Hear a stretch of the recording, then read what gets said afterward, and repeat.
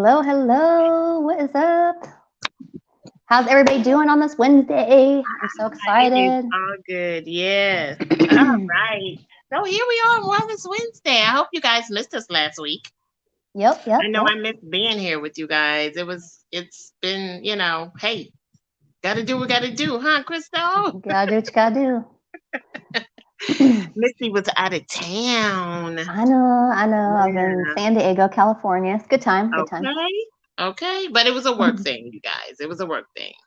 It wasn't Mm-hmm. always pleasure. So that's cool. Mm-hmm. Um, yeah, I just want to say thank you to Crystal for allowing me to go out to Arizona to visit my family. It was pretty amazing. If it were not for her, I would not have done it Aw, as easily and as well and as affordable, actually, to be truthful with you. So thank you. That was so you're sweet of welcome. you.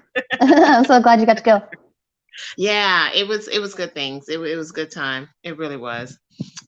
So before we get started, you know what we always do. We always start off with Crystal's testimony because it's simply amazing. And I always learn something when I hear it. No matter how often I hear it, I always hear something. But this is the thing too. Somebody else is going to be listening brand new to us and they're going to listen and hear something that they might need to hear as well. So Miss Crystal Dominguez, could you please bless us with your testimony? Alrighty. Well, I'm a natural health and herb specialist and a holistic health coach. And, the reason I got into this because years ago I was diagnosed with something called ulcerative colitis, which is an inflammatory bowel disease. And it basically got me on my deathbed and I was sicker than sick. I lost over 30 pounds in a month, went down to about 97 pounds, had a lot of inflammation in my body. I needed a blood transfusion. All kinds of things were happening. I was really weak, looked like death. Um, you know, um, Yeah, and the doctors, I did take some of the medications they prescribed for a little bit, like steroids and some ulcerative colitis medication, and it really just wasn't working for me. And they yeah, also suggested things like chemo and surgery and things that I didn't want to do at 24 and 18 years old. Those in between that time, I had a couple flare ups, and that's what got me down and out. And so I sought out our naturopathic doctor, um, and she taught me a different lifestyle. She taught me nutrition. She taught me herbs. And from that point on, my body started to heal. Like I started changing things, and I'm like, well, now I don't have ulcerative colitis anymore, where doctors say you're supposed to have that for the rest of your life because it's not curable, right? right. And they're baffled because I don't have it anymore. I'm not saying I don't have any issues with things, but I'm a lot better than where, from then from to now. So, and that's why I do what I do, because I wanted to show people that there's another way. It's a lot about diet, what you're eating, what you're putting in your body. That's really important. And a lot of people don't understand that, because food is medicine, and that's what we need to learn. And that's what we're here to share, because we come every Wellness Wednesday sharing different things about maybe food, exercise, emotional stuff. We talk about everything. Holistic is everything about the body, mind, and soul. And that's why we do this. Yeah, I know holistic is spelled HOL, but I Mm-hmm. always think of it as Yeah, WHOL. because it's whole. Yeah. It's Mm-hmm. whole. That's And right. that's how I always have looked at it anyway, which is, exactly. It's all encompassing. It's Mm-hmm. everything. And the more I learn, the more I know that that is true. But now you understand, you guys, why I love hearing her testimony, because she lost 30 pounds in 30 days and she was 115 pounds when she lost that, right? No, I was about 128 or 130. I don't know, something like that. Yeah. 128 pounds, maybe. I mean, she was one of my thighs. Okay. Oh my goodness. Okay. So Oh. point being is that she didn't have, that kind of weight to lose. And Mm-mm. then, to bounce back and get her health back, because she knew things it's just amazing. Her testimony is amazing. So Something we're just gonna comes to, I was just go going to say ahead. real quick, Go ahead. something just comes to mind because you just like triggered something a little bit. That was like, oh About my yeah, like, thigh. no, about me weighing so little, because I Mhm. remember actually I was no longer able to even shop in the junior section in the women's department. I I bet. had to go shop in the children's section at that time because I couldn't fit into underwear, that was in the women's section. I couldn't fit into anything. It was just like I had to go kid shopping basically. It's cheaper, not gonna lie. It's cheaper shopping in the kids section. And I'm short, so I'm 5'2", so I can shop in like, the older girls section. So yeah. But yeah. Your whole life changed. It did. I had to quit my jobs. I had to move out of my apartment and my house. And, I went from my house to an apartment, but I had to do all that, uproot and go live with my mother because I couldn't even take care of my daughter. I needed help. Yeah. It was a big life change. It was traumatic. Yeah, absolutely. Had to be. Yeah. So anyway, you guys, you see her now. She is a whole person. And there are things that she has to avoid.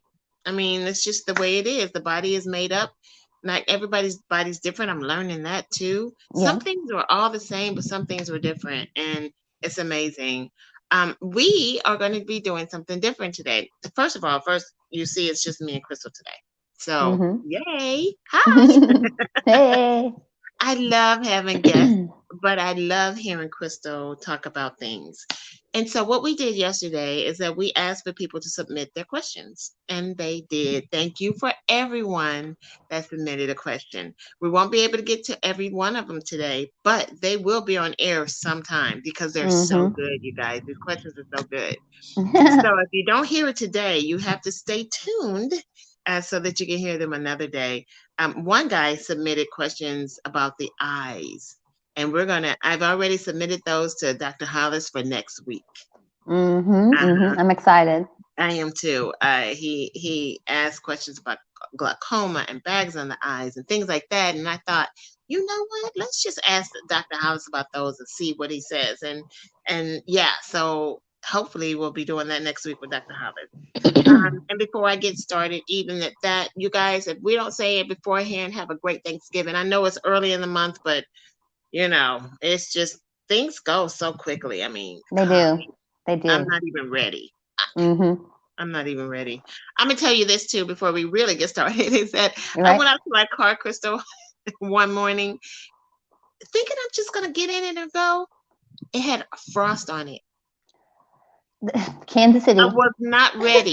I was not ready for the frost. That is the Midwest for you. No. So anyway, just had to throw that in there. Even before we get started, Kathy, I was just thinking, you haven't shared what's been going on with you lately about your testimony. Because Kathy, I don't know if everybody knows this, but you have slimmed down. So that means you've shedded some pounds. I have. I think I don't say anything about it because I'm not where I want to be yet. I see it happening though. Yeah, thank you. I'm not proud of me yet, to be truthful with you. Can I be 100% with you guys? I'm not proud of me yet because I still see a lot of what I need to get rid of.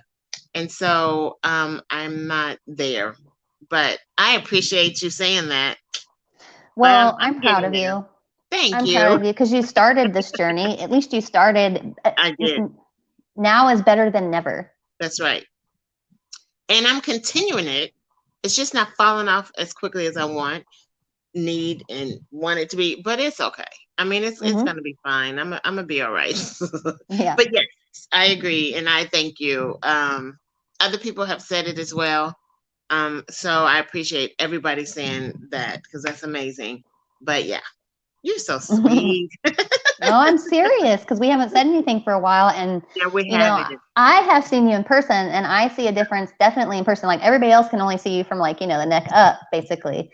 And that's actually where you see it first when people start to shed pounds, right? You see it in the neck and in the face a little bit. And that's where I did first see it. But when I saw you in person, I was like, oh my goodness. I was like, all right now. All right. Yeah. A friend of mine went to St. Louis and back, and she was like, Kathy, you're slimming down. I'm like, thank you. She is, y'all. She is. Yes. Round of applause for Kathy. I wish I had a little button that did that. I know. So what we're doing different today is we are answering questions from you guys. Continue to send them in. You can either text them to me, you can either inbox them to me, or you can go on our Facebook underneath Natural Health Hub and put them there. We're going to get them on air. It's going to be amazing. So Yep. the very first question that we're going to do is coming from Carolyn. And her question is, how does one get proper nutrition when they're allergic to fruits, vegetables, and nuts? All right then. All right then. So I guess that question is for me. Always. Always. No, I'm just kidding. Well, you can answer questions too. Now you're an herbalist also. So what food allergies are? They're an excessive immune response basically to a particular food, right? Yeah. And the body creates histamines, and which is inflammation responses through either like the skin, maybe you have gastrointestinal disorders, going on. There's all kinds of different things that can occur, itching throat, lymph nodes swollen, so many things. So what I look at and what this mostly contributes to is what happens when you have food allergies is it's not either properly digested or it's not going right with your blood. Your blood says, no, I don't like this. And what happens is when I want to cleanse the blood, we should not be allergic to the foods that we eat. Okay. We should not. Foods are good for us. They have nutrition. Food is medicine. So if we're allergic to it, that means we need to get more enzymes so we are able to digest all those proteins, the carbs, the fats, the sugars. You want to get your body right. So I would add enzymes, lots of enzymes, like bromeline's a really good one. Pepsin is a good one to digest those proteins, all kinds of things. You want to digest those undigested proteins that are in the stomach. And then, I would like to cleanse the blood. And a lot of times, even though when people are allergic to like spinach and green foods and different things, even chlorophyll is still pretty safe. We do want to test We want to test it just a little bit unless they have a severe reaction. But the best thing we can do, we could use enzymes. We could use Padiarco tea, which cleanses the blood. That's very helpful for the liver. There's a lot of things that we can do also in the meantime to help those. You can take a natural antihistamine because all what's happening is a lot of histamines are being, released, and it's for creating those inflammation responses. So we want to calm that down in the meantime. So that's not fixing the root cause. Calm it down right now. We're just treating the symptoms so you feel better. What we're not really treating, we're just kind of helping that symptom calm down, right? So what happens is, I don't know if you guys have ever heard of quercetin. I think I said that right. No, but yeah, what is that? Okay, so that's an herb, and bromeline's an enzyme. You would have that and mixed in it. Nettle leaves are good. We actually have a herbal combination that has these things in it and a couple other things, and that helps reduce the histamine response. It's a natural antihistamine. So she's wondering though, how do you get the nutrition? That's where you have to start. You have to start. Yep, you have to start getting those enzymes so you can actually start getting those proteins digested and out of the body, like that debris that's in there. And that's the reason I reiterated that, because I knew what you were getting at. But yeah, starting with that and then cleansing the blood, because it affects the liver. And the liver also, we can see stuff when we're allergic to things. So for instance, if someone has eczema or psoriasis, I would, number one, eliminate dairy, because dairy creates mucus and inflammation in the body. And that is the number one inflammation cause of foods that we eat, besides gluten. And then gluten would be the second thing to eliminate. And I'm not saying, hey, do it all at once. Do one thing at a time, get used to it. It's normal. It becomes a habit, a good habit. You replace good habits with, you replace those good, or you replace bad habits with good habits. I always get that backwards. I don't know why I say it like that. Anyways, and so, you just take steps. It's baby steps. I know not everyone is used to, they don't want to cut out all these things. Like, what can I eat after that? And the fiber is important too, to help, get things cleaned out of the colon. And I know sometimes you wonder, okay, well, I can't eat salads because you're allergic to them, things like that. So sometimes we can just look at different fibers like slippery elm. We can look at psyllium hulls. It depends on what you're allergic to and what you can handle. We have to consult with our doctors, of course, right? We have to make sure that it's safe. That you always want to consult with your doctors about what you're doing, let them know so it doesn't interfere with medications. And you can always work in conjunction with a holistic health provider and a medical doctor. It should be in conjunction. Yeah. Okay. So I guess the question is, or the answer is to get something to break down the foods in the body, cleanse out some of that stuff so that you can then absorb whatever you're able to eat. Correct. So that the nutrition will be there.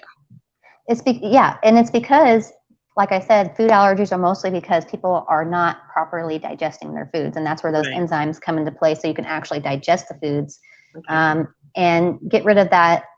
And when you cleanse the blood, you get rid of that. There's like a chemical in the blood that gets mixed up when you eat, like some people get allergic reactions to raw strawberries, pineapple, papaya, things like that. Right. Cucumbers, whatever, melons. They just get these allergic responses, and what happens is we just need to cleanse the blood and give them enzymes. My husband actually had this problem, and we worked with him. We did enzymes, we did chlorophyll, even though he wasn't really able to eat like, leafy greens and things at that time, he was able to do chlorophyll, and it did not bother him. It made him feel better. It gave him more energy. He was just feeling better all around with his stomach, his digestion, because we have to understand that food allergies are also related to leaky gut syndrome. And we've talked about that in some of our previous videos that you guys can go check out. So, healing the gut, we want to take probiotics. We want to take enzymes. We want to cleanse the blood, get the gut right, and then cleanse that liver. Okay. All right. So our next question is from Heather. And Heather is wanting to know, is there an optimum way to drink or consume water, time, quality of water, etc.? I'm going to answer that because I do a lot of water stuff. So absolutely, water's my passion, you guys. Beyond bringing you guys health things, that's why I actually started, because of water. Everybody needs it. Everybody does something with water every day. So Miss Heather, what I would say to you is drink ionized water or alkaline water, because that's the best water. The next water would be reverse osmosis water, which is the cleansing water. But I would also say set a schedule hourly or every 2 hours. It doesn't matter to me, because when you're drinking water throughout the day, it's going to keep you hydrated. Actually, it's going to cut down on your hunger. People don't realize that. And it's going to make you feel better. It's going to also make things move in the body, like mucus, if it needs to be coming out, or, things like that. It's going to hydrate your body so that and it helps, actually, you guys, it helps with your sexual organs and everything. So if helps transport nutrients. It helps with, disseminating your nutrients in your body, everything. But if you're not drinking a lot of water and you're dry and you're having sex, men included, that's part of the problem. A lot of people don't realize that. Yeah. So I would say set a schedule on a regular basis between, I actually would say 8 ounces of water every hour for 8 hours. Now, you can do that like every 2 hours. You can do however you want, but just set an hourly schedule or whatever fits your schedule. Yeah. And then also remember that you don't want to drink a lot right before you go to bed, because you don't want to have to go to the bathroom a lot. You don't want your sleep broken because you have to go to the restroom. And if you are going to the bathroom a lot, a lot of it could be the sugar consumption that you're having. And that's the natural way that the body is expelling that sugar. So if you're using the bathroom a lot, understand that it could be a blood sugar issue, and you might want to get that checked as well. But ionized water or alkaline water, if you don't do those, reverse osmosis water. And if you can't do that, tap water. But drink water. I don't care what you do. You have to drink water somewhere, somehow. And then set a schedule that's going to set well with you, and then go from there. Yeah, and I do want to mention, I can't remember if you mentioned it already. Let me know if you did. Oh, it won't matter. Reiterating is good. Well, I was just going to say, you said not to drink water at nighttime before bed, and that's true. That's Total facts right there. But I was also going to say, add to that and say, you know, don't, if you say, oh crap, I haven't drank my water today, and someone chugs a full bottle of water, you know, right then and there, that's actually not good, because you're actually washing out minerals and the things needed for your body, because you're flushing. So it's not really absorbing like it should be. So that's why you're supposed to like gradually drink your water throughout the day. So that your body can intake all that and still transport those nutrients where they need to be, and the cells hydrate those cells without just flushing everything out. It's okay to flush sometimes, you know, like sometimes you need to, but it's really good. It's best to spread it out into small amounts. And one more thing.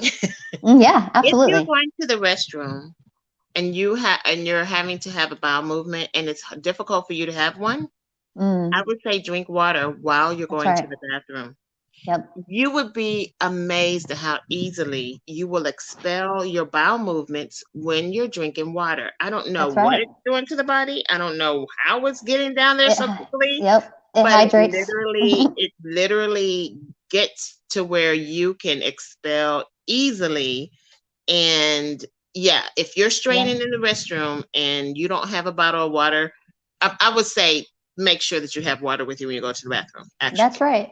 Especially right in the morning upon waking. Like that's when you should have your first like 8 ounces of water, because that hydrates the colon, and you do all of your detoxing mostly between 5 a.m. and 11 a.m. in the morning. So that's your biggest detox dump. So you want to make sure that you are drinking that water in that time to help flush those toxins out and what's going in your body. It's kind of amazing, you guys, how our body works. It's just, and it helps to hydrate that colon really well. Like that's really important in the morning. It really, truly is.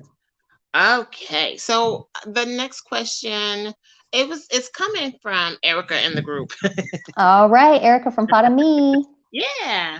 So I think I want to go back to, and we may have said this when she was on last week, but that's okay, or 2 weeks ago. But I think it's okay to revisit it. Absolutely. So what causes cramps? All right. So a lot of times when we experience cramps, we need calcium. Our body is lacking calcium. And another thing that we can take with calcium, because you can't really absorb calcium without the magnesium. And so magnesium, like want something that has both in it, is really good, because magnesium is also a natural muscle relaxer. So that's our muscles like clenching, because what we're doing is we're shedding the lining of our uterus. And so our ovaries, you know, they're cramping and they're shedding that wall, and that can cause cramps. You need more nutrition when you do this. Your immune system is usually compromised when you're on your menstrual cycle. So and we need sleep. And sometimes we can get more stressed out when we are on our menstrual cycle. So when you are stressed, also I'm kidding. I'm just saying. But I was going to say though, when you are stressed, your body requires more calcium. So sometimes people don't get enough calcium, because also we think that, for instance, milk, cow's milk, we think that that's a good source, or cheese or something is a good source of calcium. But actually what happens is, regardless if you think you are or not, some people, just depends on their genetics, how their body reacts to it. Some people can feel it, some people cannot, but everybody is actually lactose intolerant. We are not meant to drink another animal's milk. We're not meant to keep drinking it after birth. Okay. You know, like after like 1 year, you know, that first year of infancy, right? So what happens is like milk is actually for a calf to gain like how many pounds? I think it's like 2,000 pounds or something within 6 months or something.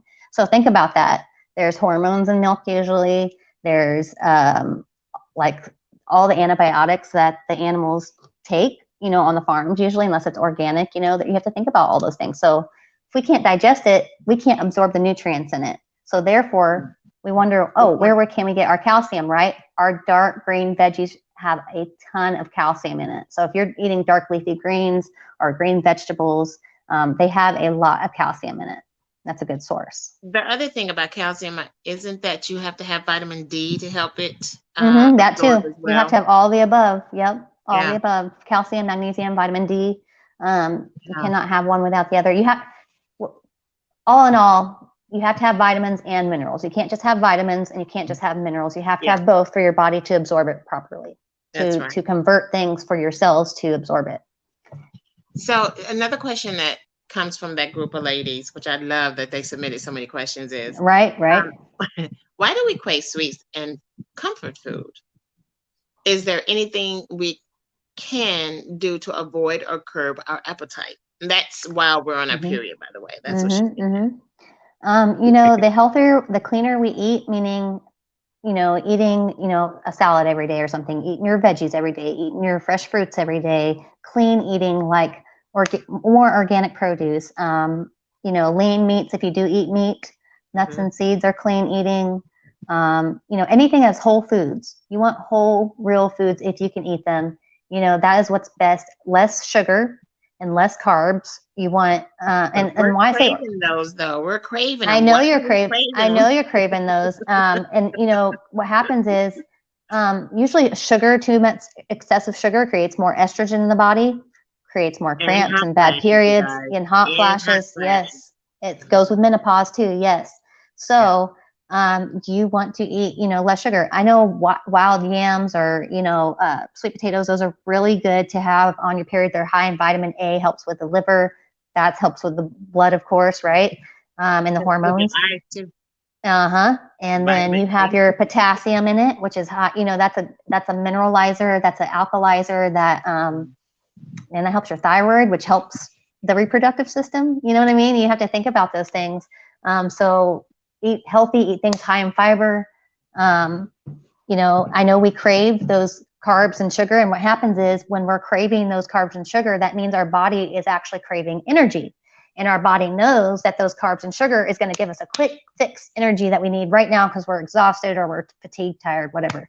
And what happens is our body actually doesn't need that sugar or the carbs. It actually needs protein to help sustain for a longer period of time.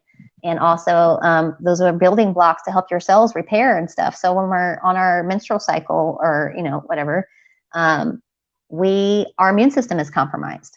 So the more nutrition we have, the better we're feeding our gut because most of our immune system is in our gut. Okay.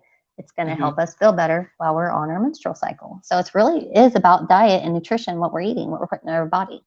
I also think that when we're pregnant, I'm sorry, when we're having our period, our bodies are getting ready to be pregnant. Exactly. So we And need more so nutrition. the only reason why we're not, yeah, because we haven't received that sperm for that egg. Mm-hmm. So our body is preparing ourselves to get ready for our child. That's Okay. right. So what happens is when we're craving those things, it's also what the body is lacking. Exactly. So, say for instance, you are craving meat. I know I've heard Mm-hmm. a lot of women say, I eat red meat when I was pregnant. Well, there's something in red meat Iron. that is causing you to want it because your body is lacking it. I'm really glad And you it mentioned doesn't that. matter. It doesn't matter if it's during your it doesn't matter if you're craving something to eat, your body needs it. But go ahead. Yeah, I'm glad you mentioned the Men meat and because, women, by the way. Men yes. don't, they're not on their periods, but they crave stuff. Go Yeah, ahead. well, they have andropause. They go through that when, women go through menopause. Yeah. But the reason we crave the meat and stuff is because meat usually has that iron in it. And when we are having our menstrual flow, our cycle or whatever, we are losing iron through our blood. Yeah. And, and it become a little bit anemic if we don't have enough iron. Right. So that is why you crave that meat because you need that iron to replace the iron in the blood. Mm-hmm. So you don't have anemia and things like that. Yeah. Iron is very important. Very Um, important. so yeah, that would make a lot of sense. See, it dawned on us. But yeah, another thing I want to mention is, for instance, I usually would crave chocolate when like I'm on my menstrual cycle or something. And when you crave Me too. chocolate, chocolate has natural magnesium in it. The bad part is if you're eating milk chocolate and has all that sugar in it, that's not the good part. The dark chocolate, which is like 70% or more, right? That's a better chocolate for you, and it does have antioxidants in it, and it does have the magnesium in it. But I prefer to skip all that because it does have caffeine in it too. Chocolate does contain caffeine. I try to avoid that. I just take a magnesium supplement if I need, more magnesium. So I have a real quick question. I'm throwing this on because Mm-hmm. on Miss Crystal. Mm-hmm. So I was told all my okay. So we're talking about the digestive system, and people have issues with their digestive system. Uh-huh. Some people have a lot of constipation, and what Mm-hmm. they do is they use a lot of unnatural laxatives. Okay. I Yep. I've been told that if you do that excessively or regularly, it makes your colon, well, your digestive system, your intestines, and then your colon lazy Yeah. You get because it's you not rely on it it's after not that. Yeah. exactly your Mm-hmm. body is relying on it. Mm-hmm. So isn't that compounding the problem? Yes, that's just treating the symptom basically. And That's what, because you true. need to poop, right? So we're making ourselves poop, but we're actually harming it because we're not, our body is no longer knowing how to create that peristaltic action, which is the squeezing, cramping to help Hmm. move the bile from the gallbladder through, and the liver through the colon to get, to make that bile move, Yeah. or, to make the bowel movements, right? So a lot of times people like, I go, are your bowels moving? They're like, yeah, my bowels are moving great. And they're taking like Miralax and stuff, but yet they've had gallbladder surgery Mm, because the peristaltic action isn't there. The bile is not producing right. right. Your body's not doing what it needs to do. So you cannot rely on that all the time. So there are natural ways to get your body, to not Moving. have constipation, right? Right. Working on your thyroid is one, because that is the metabolism. That's how you have bowel movements, things like that. So thyroid is important. But we have Cascara sagrada. That's a great herb to create that peristaltic action and help the bowels move. It's a natural laxative. Um, I do not recommend that for everybody though, because you have to. That's why you have to talk to a holistic health coach or some kind of holistic provider, because one herb does not fit all. Right, one size doesn't fit all. Right. So I could say that, but then someone who has IBS, colitis like me, that would make our stomach hurt very bad. Like I don't have it anymore, so actually I do take Cascara sometimes if I need to, and it doesn't Right. bother me. But I also like to pair Cascara with magnesium complex, because what magnesium does, one, it's a natural muscle relaxant, but magnesium is the bowel mineral. It helps to hydrate the colon, and it helps to make a smooth move. So what happens is Cascara helps that peristaltic action, that cramping motion, but magnesium helps smooth it out just a little bit. So it's not like, oh my God, I'm having bad abdominal pain, so you pair that together and it's a normal bowel movement, and it's great. Okay, you guys. All right. Did you want to do one more question? Yeah, Are we you we good can with do some that? more questions. We're at about 33 minutes, so yeah, we can do some more Yeah, we questions. can do one more. Let me think. Okay, um, so okay. She wanted to know from your health professional perspective, hair or no hair, or does it even matter? And she means in the pubic area, you guys. Pubic area. Okay, So, so I will say from a professional perspective that hair is there for a reason. It's there to protect, prevent infection, different things. mhm, Um, and that area and the reproductive area, hair does keep you warmer. And so sometimes, we need that, because that's where circulation helps. If you got the blood flowing and everything, it gets warm down there. So, um, as a professional perspective, yeah, hair is fine. There's no need to, why would you shave, right? Why would you have nothing down there? On the other perspective, as like just a regular, opinion, mhm, it is your preference, mhm, right? mhm. It is your preference. Um, I have had two children, and my doctors have never asked me to shave. They never shaved me. They delivered my children. Right. I go to a gynecologist. He's never said shave down there. Right. So I have never done that. Mm-hmm. It's never hindered my sex life. I've never gotten a complaint from anybody about that ever. And it's just my preference. First of all, I did shave once when I was young, like long million years ago. And it was so painful growing back. No. that I Yeah. vowed Razor burn. never doing this. No, had nothing to do with razor burn. No. It was growing back. It was itchy. It was Oh. prickly. It was burning. It was and when I sweat down there, it was irritating. And I'm Okay. like, why would I put myself through this? So I Mm. never did it after, I think I was probably 17, 18 years old. But I had very coarse, curly hair. And it was just, no, I'm not doing that to myself again. So I never Right. did. No reason to. So when I did go to my first doctor when I had my daughter, I did ask him, don't shave me. And he said, oh, we don't need to. Yeah. They So won't say that. yeah, Yeah. yeah.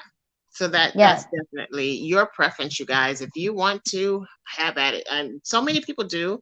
So many people do the bikini wax. You guys do what you need to do. Yeah. But The only it's time your a own doctor is preference. going to shave anybody anywhere is if they're doing surgery and they have to do an incision because they have to have, that area clean and so they Right. can Well, see that's everything. different. That's Yeah. absolutely different. Yeah. I didn't have any a cesarean, so Yeah. my Right. children were Right. vaginally birthed, and it was fine. Yeah. So yeah, that's just your preference. But as a professional perspective, yeah, it's there for a reason. It helps have Yeah. protection against different things that you can come in contact with. Actually, that was a really good question because who Hmm. talks about that? You know, We that's a do. really good question. Like we do. Apparently. We have good people that ask good questions. Kathy over here be giving like details. I do. I don't mind. I don't mind. I am so fascinated by the body. Hmm. I am so fascinated by the body, and I have a body. So, why not? I think it's amazing. So I do have I have another question for you. How long do you recommend people breastfeed? Oh, at least up to a year if you can. If Hmm. you can. Yeah. Here's what happens is though, if you can't, if you The get, I reason think, why I said that's because you mentioned that a little bit earlier. So go, but I'm yeah, reiterating. yeah, and if you can't, try to give them some kind of breast milk, even if you can't breastfeed. Try to pump if you can. And there are natural options, by the way. But before I go there, just try to pump because the first 2 weeks are crucial for the baby to get, that colostrum and build that immune system, get those natural probiotics and things from your breast milk that formula just doesn't have. Formula doesn't have nearly anything like what breast milk is. And the cleaner your diet is, the better nutrition that your baby is going to receive. And also, still taking a prenatal while you're breastfeeding is a good idea because you're even though you're not pregnant, you're still feeding another person. They still need that nutrition. They still need that folate. That those B vitamins. You want to make sure that you're eating good amounts of protein. It can be plant protein. It can be animal protein. It's your choice. Nuts and seeds, lots of fruits and veggies, drinking plenty of clean, good water, like we talked about earlier. All those things are super Especially important. while you're breastfeeding, you guys, you should have some water Yes. next to you while you're breastfeeding because it helps let down that water, the breast Mm-hmm. milk. And also while you're pregnant, be doing the same thing, eating the same way. And then, you have to consume a few more calories, of course, because pregnant and breastfeeding both, you're feeding another person. I think it's like You're 500 calories or something like that, maybe 300. I can't remember what it is. I haven't had a kid in like, I don't know, almost 12 years. So I don't remember. Mine almost 30. Hey, that's around my age. I wouldn't remember that either. I don't remember my birth either, Kathy. So I'm saying my last child was 30 years ago. I know, right. Yeah. Mm-hmm. But I remember it like it was yesterday. Same. I remember the delivery, everything. Like it's Mhm. crazy how it's a traumatic experience. People that that haven't had children, you have to understand that is so many things are going on. Yeah. I And hear if this is that's, closest to death that women are. It's it when they're giving is birth. I heard what that. I don't remember the amount or the number or what it goes by, but like you only produce a certain amount of adrenaline in your lifetime. Mm. And women produce like, I don't know, it's like, if it's like 20 or 50 times the amount that normally a whole lifetime would have. So that's why, I don't know, we could have a heart attack and die. That's all. while we're giving birth. That's it. You know, we could bleed out. That's all. It's really If scary. you're doing Not a trying to scare vaginal anyone. birth. If Not you're doing a trying to vaginal scare birth, anyone. yeah. If you're Not doing trying a to scare vaginal anyone. birth, that's definitely true. If you're doing a cesarean, it's a bit different. Yeah, Of yeah. course, because you're being helped with that. And some people need cesareans. Um, I would get second and third opinions actually before Yeah. you actually get a real cesarean. I know that you may trust your OBGYN and all of that, but some cesareans are not necessary, Mm-hmm. but they do it anyway. So I would still try to, because surgery, you guys, is surgery. Once you have surgery, you can't unhave surgery. And then you're Okay. supposed to get C-sections after that too if you have any more children. And they don't want you having more than like 3 C-sections. So kind of limits you. Like you have more of a risk for things when Yeah, I've had people though have vaginal births after cesareans. that is true. So That does it happen. can happen. They Yeah. just they're scared of it ripping back open the previous Mhm. incision. That's what they're scared Depending of. on how close together the pregnancies are. Right. So many different things that goes And on with scar all of tissue, all that. kinds of stuff. Yeah. Yeah. Yeah. Scar tissue is a big deal. Sometimes you have to go back in and scrape some of that out so that because it's painful for people, scar tissue is. So Yeah. I tell you, but giving birth, I would rather give birth than carry. I give was birth one and sick puppy than carry the baby. oh, Yeah, oh really? I was way sicker. Yeah, I was way sick. I don't know. I had a good pregnancy, so I'm like, Yeah, and I had just really? the opposite.